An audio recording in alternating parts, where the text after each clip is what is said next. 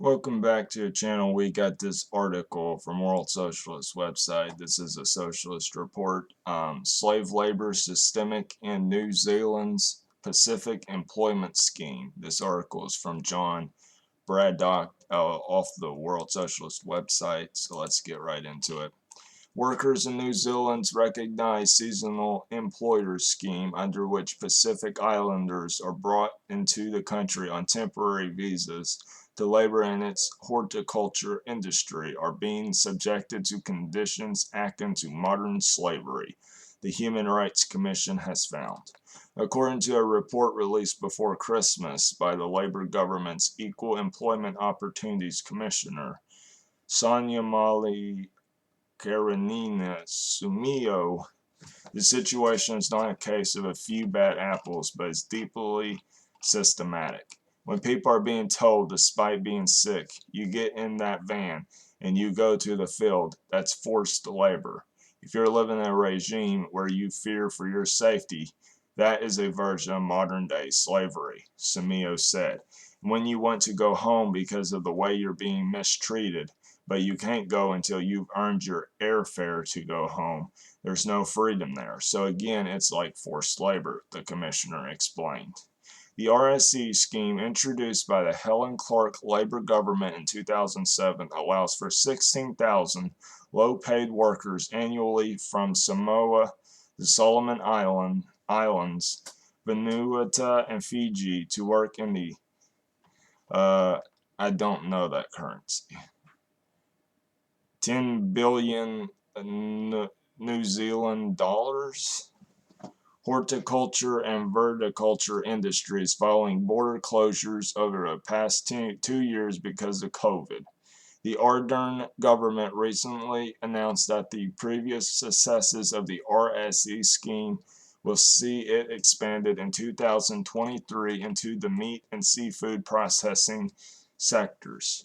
A similar program began under Australia's Rudd Labor government in 2008 and involving more than 20,000 workers has revived comparisons with that country's infamous blackbirding history. Up to 1 million workers from Pacific countries, many kidnapped and sold to landowners, were used as cheap, indentured labor from the 1860s to the 1940s. New Zealand's RSE workers stay for up to 7 months during any 11-month period. They're generally paid the so-called living wage, currently $23.65 an hour, for a minimum of 30 hours per week. The low pay rate, marginally above the legal minimum of $21.20, is falsely promoted by the trade unions as what workers need to survive on, is manifestly inadequate. Media reports into both countries' schemes, as well as a Senate inquiry in Australia and a review by the Vanuatu government, have all highlighted atrocious conditions experienced by temporary workers. Despite repeated complaints and exposures, however, nothing has changed. Sumio's report emphasizes that the entire program operates on a system of rampant exploitation. Her investigation was prompted by fresh complaints by workers to stuff in August. Reporter Kirsty Johnson revealed some RSE workers were housed 6 to a room and charged $150 a week to sleep in freezing and damp conditions. They fell sick repeatedly and were denied paid leave when unwell. One worker living in a crowded motel unit became so ill that he was coughing blood, but his boss initially refused to take him to the doctor, telling him to go and buy paracetamol instead. When the worker didn't attend work, he allegedly continued to have his pay docked for transportation costs. Sumio revisited the South Island wine-growing district of Blenheim and wrote that many RSE workers live in the substandard, overpriced, overcrowded, damp, and moldy homes without basic amenities. She added that some of the things she witnessed warranted criminal investigation. Sumio's new report outlined instances of workers being charged $1,000 per bedroom to rent accommodation where they are packed 7 people per room. It includes one situation where 18 workers were packed into a large hall across 9 bunk beds, each paying $160 in rent per week. Now, a lot of these prices, I know, to a lot of American viewers may seem cheap, but you do realize that currency is worth different things in other countries. So I don't know. This is talking about the New Zealand dollar, and I don't know how much that compares to the United States dollar. So, I mean, so yeah. So, and the conditions are different in both countries as well. So. Specific workers' visas tie them to a specific employer, which, according to Sumio, can result in employee overreach into controlling a worker's basic rights. In one example, a female RSE worker began a sexual relationship during her employment and was then forced to present a negative pregnancy test to the employer to avoid being fired. The report cites numerous instances of basic human rights breaches. These include workers being banned from traveling or consuming alcohol in their own time, people not being allowed to make dinner for themselves, so being forced to pay their employer for meals, workers being warned against joining a union, and debts taken out against salaries with no explanation of how they were incurred. Similar breaches were found by an International Labor Organization report in June. Sumio said the very design of the RSE scheme creates the conditions for breaches of the right to equality and freedom, just and favorable conditions at work, an adequate standard of living, freedom of movement, privacy, culture, freedom of association, and the right to health. It would be great if it was only just 1 or 2 locations where that was happening, Sumio told Stuff. But we're hearing stories from all over the place, so that suggests that there are systemic gaps in the support system that we provide for RSE workers. Pacific governments, which depend heavily on aid from Australia and New Zealand, have collaborated in implementing the brutal conditions. In a visit to New Zealand in June, Samoa's Prime Minister Flame Naomi Matafa'afa avoided laying any blame over the appalling conditions facing workers. She assured horticulture employees that her government simply wants to raise the quality of the RSE scheme.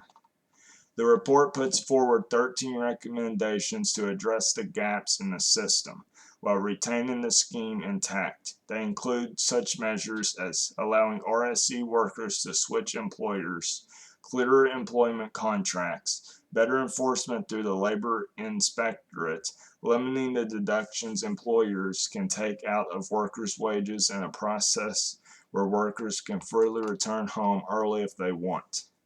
Even if all these measures are adopted, the RSE scheme will remain a source of permanent exploitation of low-wage workers who are brought in and out of the country for limited periods at the whim of a brutal industry and with no civil rights. The slave-like conditions are not an aberration, but the labor hire business model that the ruling elite is imposing on all sections of the working class. Pacific Islanders in particular have a history of being scapegoated for the housing crisis, social inequality, and pressure on public services. During the early 1960s, thousands of Pacific workers were recruited for manual and factory jobs, only to find themselves later victimized by racist immigration laws and subject to infamous dawn raids, forcefully expelling them from the country. Underscoring the cynical neo-colonial attitude of New Zealand's ruling elite, including the current Labour government, to the impoverished peoples of the Pacific, heavy restrictions remain on permanent immigration. Islanders desperate to escape economic backwardness and underdevelopment by migrating to New Zealand face a bureaucratic nightmare. In a normal year, an open ballot allows for up to 1,100 residency visas to be granted to Samoanian citizens and 650 visas for other Pacific nations. For the next 2 years, the quota will be decreased to 5,900 to make up for 2 years and no visas. Will be increased to 5,900 to make up for 2 years and no visas being granted during COVID. The ballots are hugely oversubscribed. In 2019, there were 17,000 applications from Samoa, representing 43,000 people. Nearly a quarter of the island's nation's population. Overcoming the odds in the ballot is just a start. Applicants have 9 months to find a job that pays enough to support them and their family. They have to speak good English, and there are police and health checks that require expensive fees. The Australian and New Zealand governments boast that their Pacific immigration policies and temporary work schemes recognize a special relationship with their so-called Pacific family. It is a complete fraud. The purpose is to ensure a supply of cheap labor while tightening the imperialist grip over their Pacific colonial backyard. Ever more openly, this latter aim is a key aspect of U.S.-led preparations for a catastrophic war with China. And so, yeah, that concludes that. And solidarity with the migrant workers in New Zealand. But something else I want to talk about is we need to stop the concept of visas and end restrictions on borders altogether and open all borders to every country. That's what I think needs to happen, because free travel is a human right, and these visas are just used to exploit migrant workers for low wages, slave wages, and slave labor. So that's my thought. Make sure you leave a comment, all of that. Subscribe to the channel. Thank you for watching. See you guys in the next one. This has been the Socialist Report. Peace.